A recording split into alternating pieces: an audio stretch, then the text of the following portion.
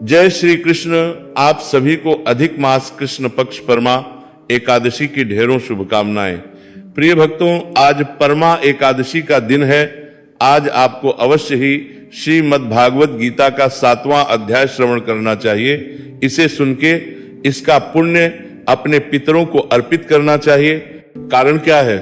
शास्त्र कहते हैं कि जब आप इस 7वें अध्याय को श्रवण करते हैं या पढ़ते हैं और उसके बाद पितरों को उसका पुण्य अर्पित करते हैं, जल तर्पण करते हैं, तो आपके पितृ चाहे कहीं घोर नरक में भी क्यों ना हो, वहां उन्हें तृप्ति प्राप्त होती है, मुक्ति प्राप्त होती है। और जब पितृ तृप्त होते हैं तो वो प्रसन्न होते हैं। पितृ दोष जैसे बड़े बड़े दोष दूर होते हैं और पितरों की नाराजगी जब दूर होती है तो आपके जीवन के बड़े बड़े संकट कट जाते हैं, दूर हो जाते हैं। और जब पितृ नाराज होते हैं तो आपके जीवन में अनेकों संकट आ जाते हैं। जैसे आप एक एक पैसे के मोहताज हो जाते हैं।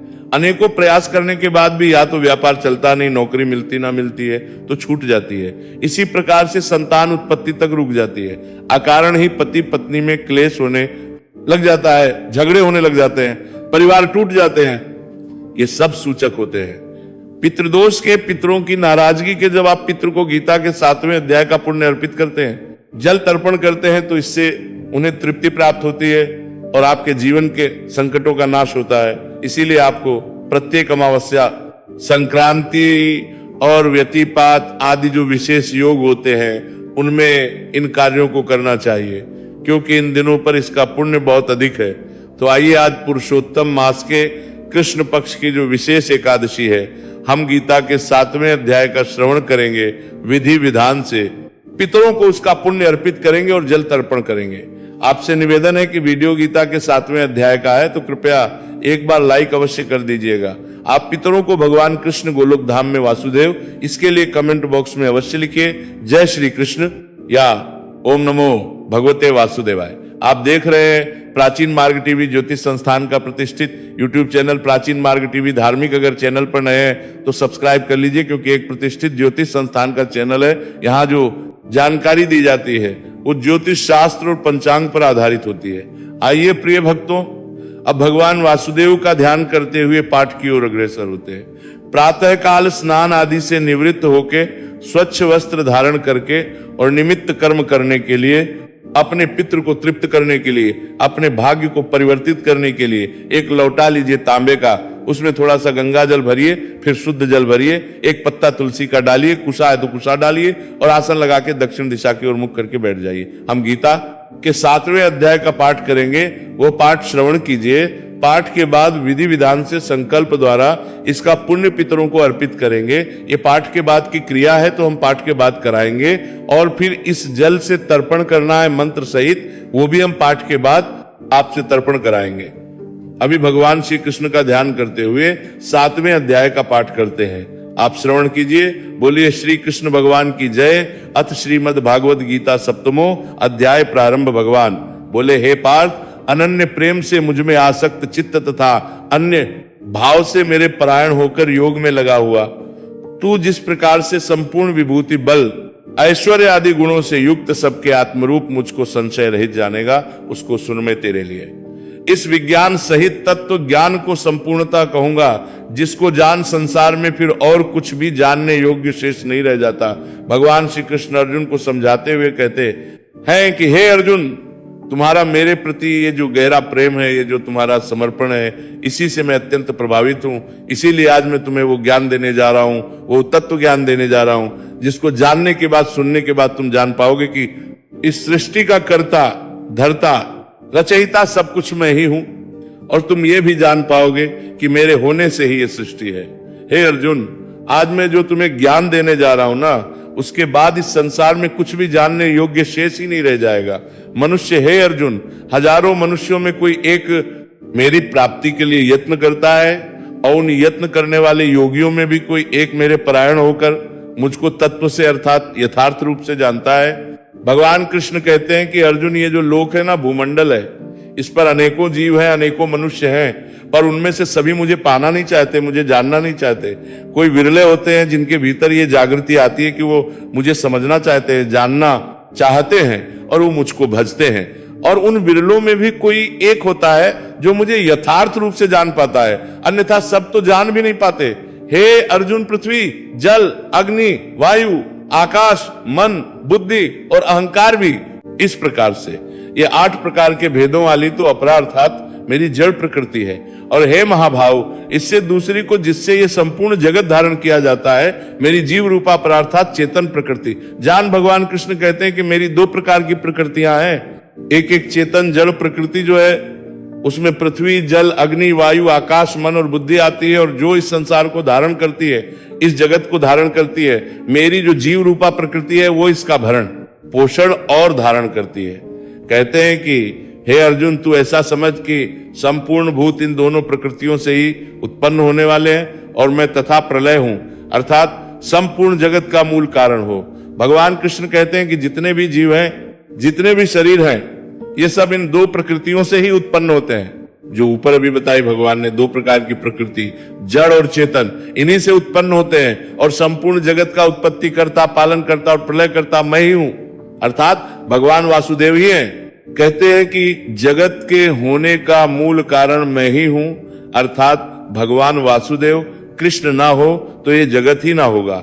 हे धनंजय, मुझसे भिन्न दूसरा कोई परम कारण नहीं है। यह संपूर्ण जगत सूत्र में, सूत्र के मणियों के मुंह में गुत्था हुआ है कि हे अर्जुन, मेरे सिवा और कोई कारण नहीं है। इस सृष्टि के होने का ये जो जगत, ये मेरे भीतर इस प्रकार से समाहित है, जैसे समुद्र में मणियां एक दूसरे से गुत्थी रहती है, उसी प्रकार से ये संसार मेरे भीतर ही रचा बसा है। मेरे अलावा कोई और इसके होने का कारण नहीं है। हे अर्जुन, मैं जल में रस हूं, चंद्रमा और सूर्य में प्रकाश हूं, संपूर्ण वेदों में ओंकार हूं और आकाश में शब्द हूं तथा पुरुषों में पुरुषत्व हूं। भगवान कृष्ण कहते हैं कि अर्जुन, जो जल है ना, उसका मूल तत्व क्या है? रस। वो रस मेरे होने से ही है, अगर मैं ना हूं तो वो रस ना होगा। चंद्रमा और सूर्य जिस प्रकाश से प्रकाशित होते हैं, अगर भगवान वासुदेव कृष्ण ना हो तो वो प्रकाश नहीं होगा। भगवान वासुदेव कृष्ण के होने से ही चंद्रमा और सूर्य प्रकाशित होते हैं। संपूर्ण वेदों में जिस ओंकार की पूजा होती है, वह ओंकार भी भगवान वासुदेव कृष्ण ही है।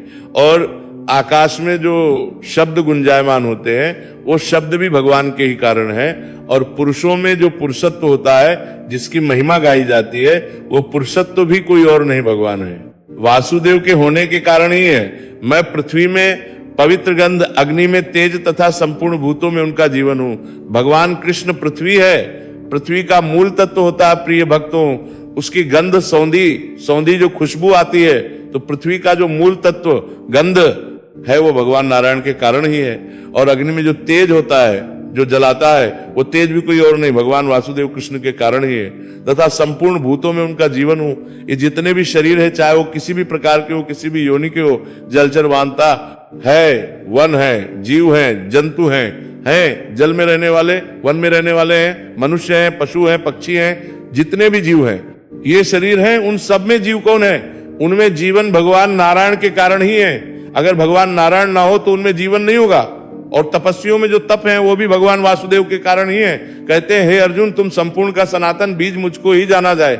मैं बुद्धिमानों की बुद्धि और तेजस्वियों का तेज हूं, कहते हैं। ये जितने भी जीव चल रहे हैं ना, देखिए बीज क्या होता है। बीज वो जिससे फसल उत्पन्न होती है। आप जानते हैं, किसान खेतों में बीज बोता है तो उससे फसल उत्पन्न होती है। तो इस संसार में ये जितने भी जीव चल रहे हैं, जीव जंतु, पशु, पक्षी, जलचर, वनचर, जितने भी शरीर हैं, उन सबका मूल बीज नारायण ही है, भगवान वासुदेव ही है। कहते हैं कि मुझको ही उन सबका मूल बीज समझना चाहिए। मैं ना हूं तो ये कोई ना होगा। और बुद्धिमानों में जो बुद्धि होती है ना, बुद्धि, वो बुद्धि भी भगवान नारायण के होने से ये तेजस्वियों का तेज, भगवान वासुदेव ही तेजस्वियों का में तेज का कारण होते हैं। कहते हैं, हे भरत श्रेष्ठ, मैं बलवानों का आसक्ति और कामनाओं से रहित बल अर्थात सामर्थ्य हूं, और सब भूतों में धर्म के अनुकूल अर्थात शास्त्र के अनुकूल काम हूं। कहते जो बलवान लोगों में बल होता है ना, वो बल भी भगवान वासुदेव के होने के कारण ही है। भगवान वासुदेव ना हो तो बलवानों में वो बल नहीं होगा।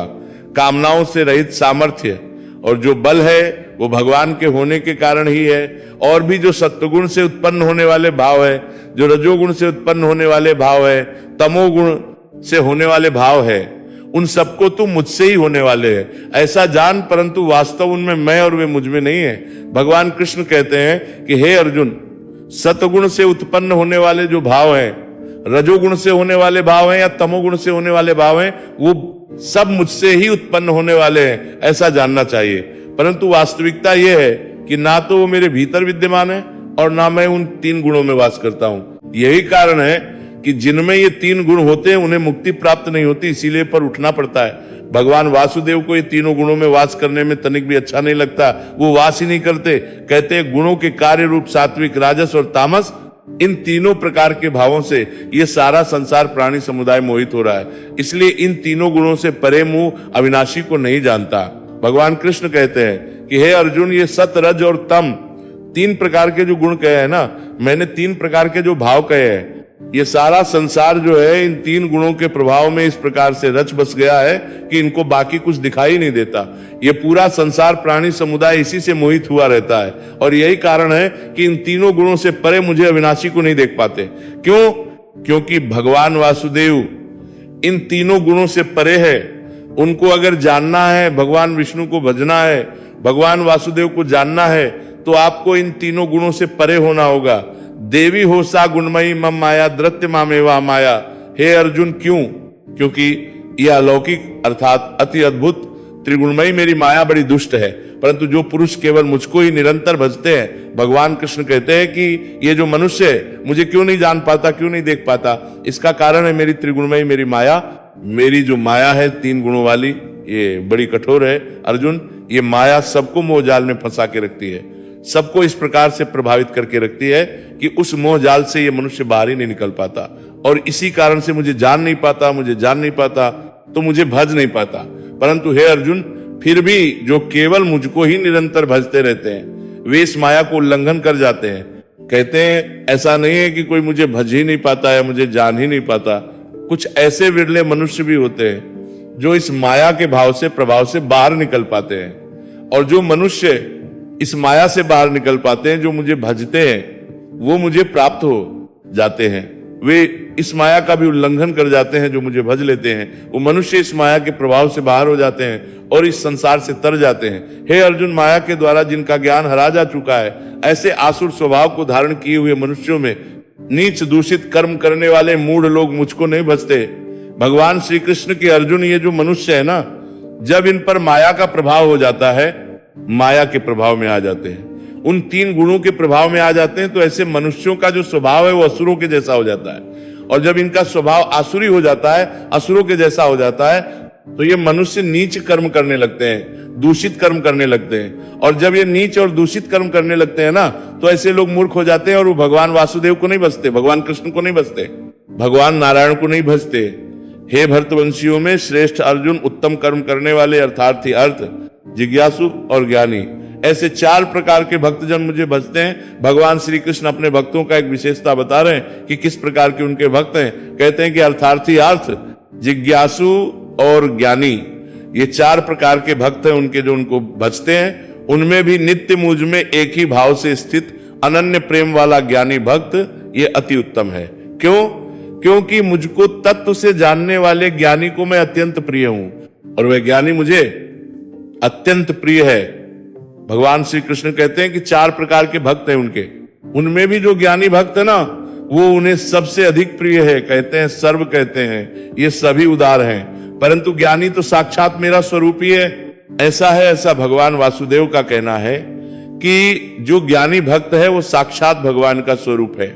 क्यों? क्योंकि वह मदगत मन बुद्धि वाला ज्ञानी भक्त अति उत्तम गति स्वरूप मुझ में ही अच्छे प्रकार से स्थित है, भगवान वासुदेव में ही सदा स्थित रहता है। भगवान कृष्ण कहते हैं, हे अर्जुन, बहुत जन्मों के अंत के जन्म में तत्व ज्ञान को प्राप्त पुरुष सब कुछ वासुदेव ही है। इस प्रकार मुझको भजता है, वह महात्मा अत्यंत दुर्लभ है।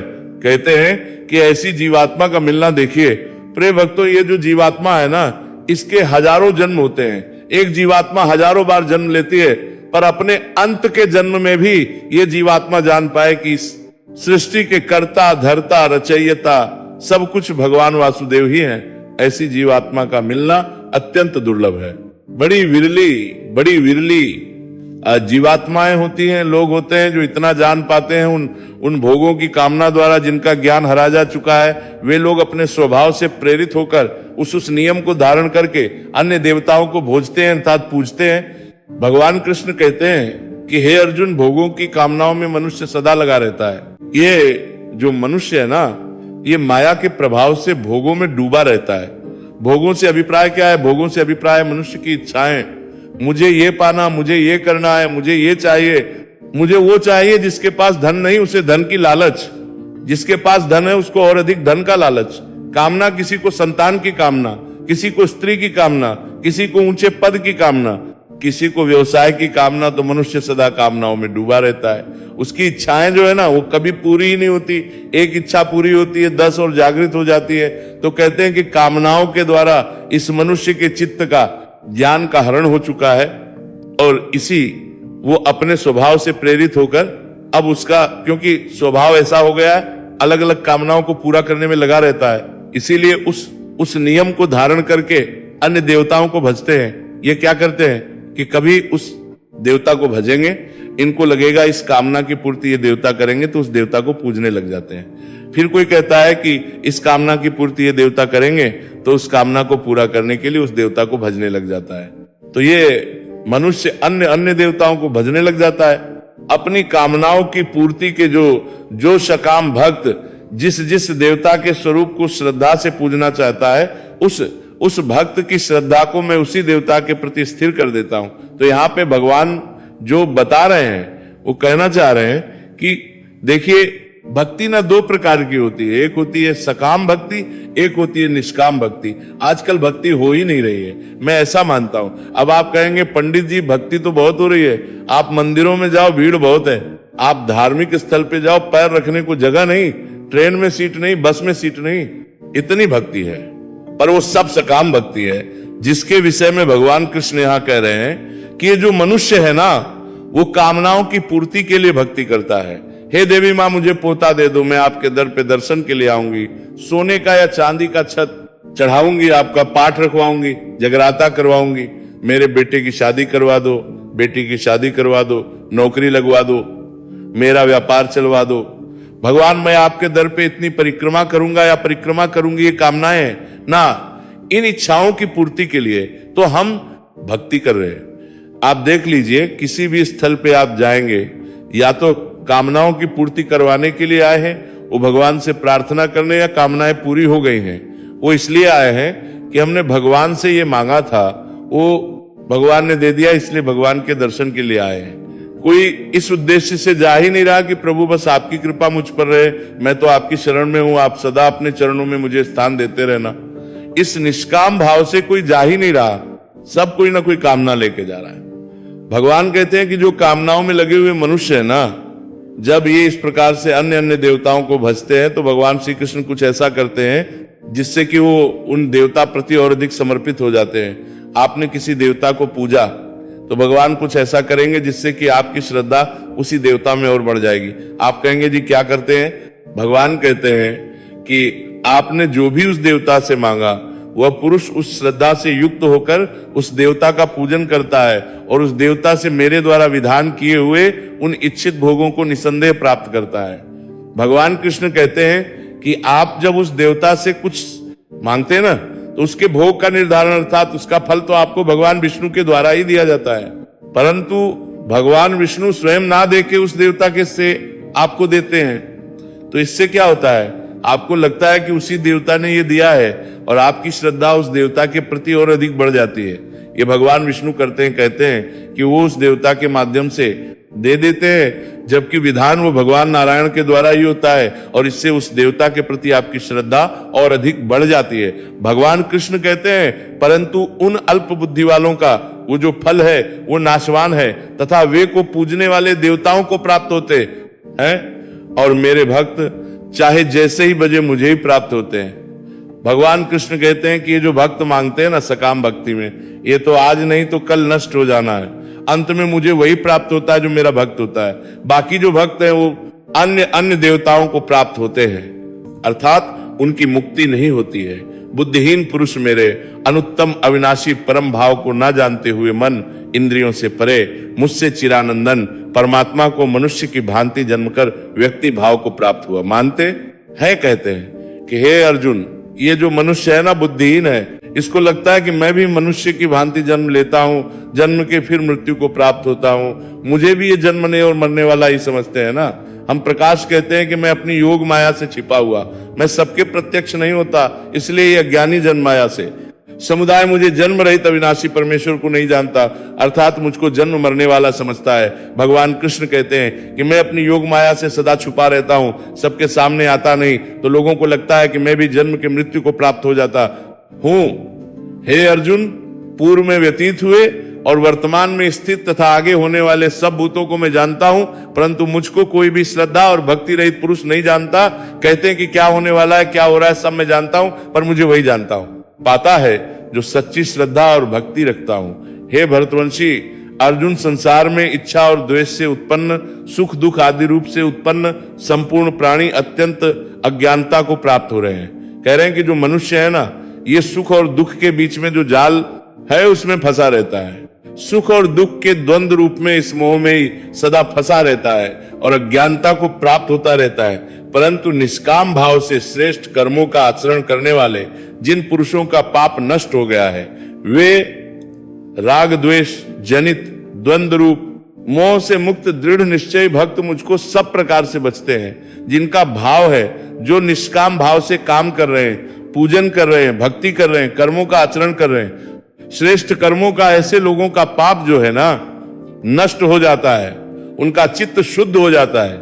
और जब उनका चित्त शुद्ध हो जाता है तो वो सारे द्वेषों से, मोह से मुक्त हो जाते हैं और वो भगवान नारायण को भजते हैं। और जो मेरे चरण होकर जरा और मरण से छूटने के लिए यत्न करते हैं, वे पुरुष उस ब्रह्म को, संपूर्ण अध्यात्म को, संपूर्ण कर्म को जानते हैं।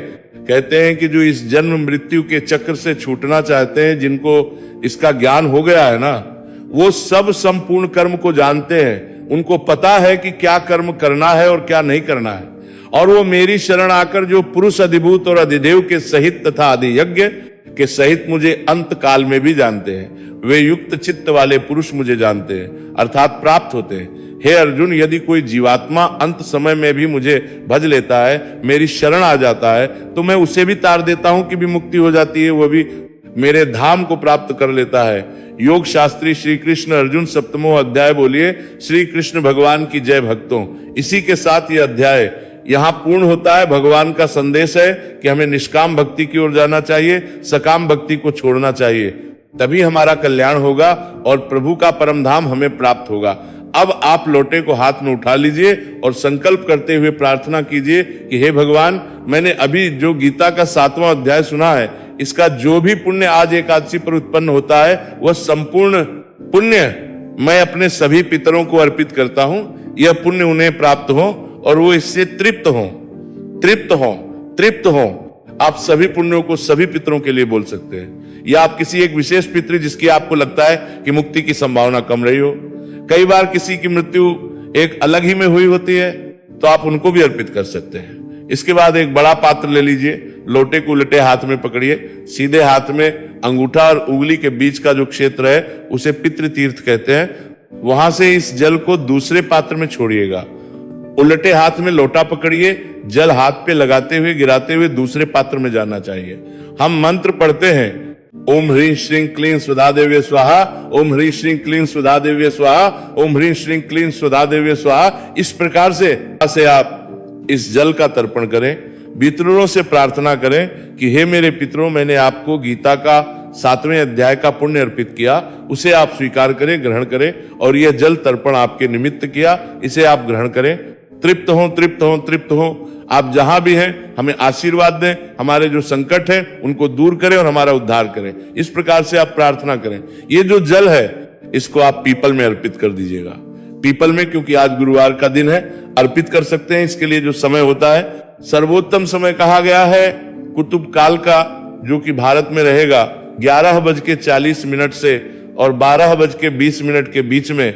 बाकी ये कर्म सूर्य उदय के बाद और सूर्यास्त होने से पहले कभी भी किया जा सकता है। सूर्य उदय के बाद 2 से 1, इसमें कोई भी दोष नहीं है।